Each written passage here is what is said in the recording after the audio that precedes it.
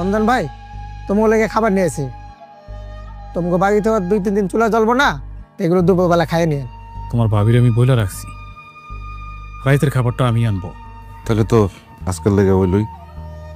ঈশান, এক কাজ করিস, এই বাকি 2 দিন আমগো বাড়ির থেকে খাওয়ান না পাঠাইস। ঠিক আছে চাচা, বাকি যে দিন আছে এই 2 দিন ঠিক মতো খাওয়ান আমি দিয়া তেমন। দয়া দেখাইতে এসেছেন আপনারা,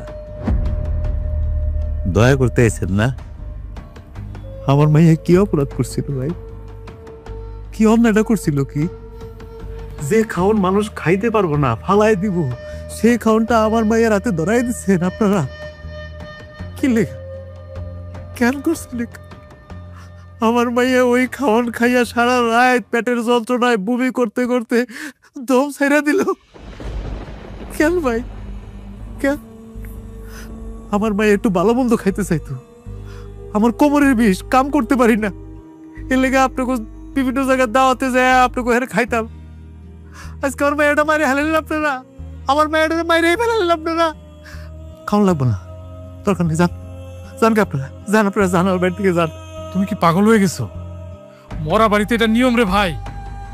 আমি পাগল হয়ে গেছি, আর এখন আপনাকে নিয়মের কথা শুনতেছি। আমি যখন বিনা দাওয়াতে আপনাকে বিভিন্ন অনুষ্ঠানে যাইতাম, আমার বউ আমার বাচ্চাটা হলে আপনারা দূর দূর করতেন, কইতেন এই যে বিনা দাওয়াতি, দেখ লজ্জা নাই শরম নাই। কি লেগে যেতাম জানেন ভাই? আমার মায়ের একটু ভালো মন্দ খাইতে পছন্দ করত, আপনারাই আমার অপমান করতেন, আপনারাই অপমান করতেন।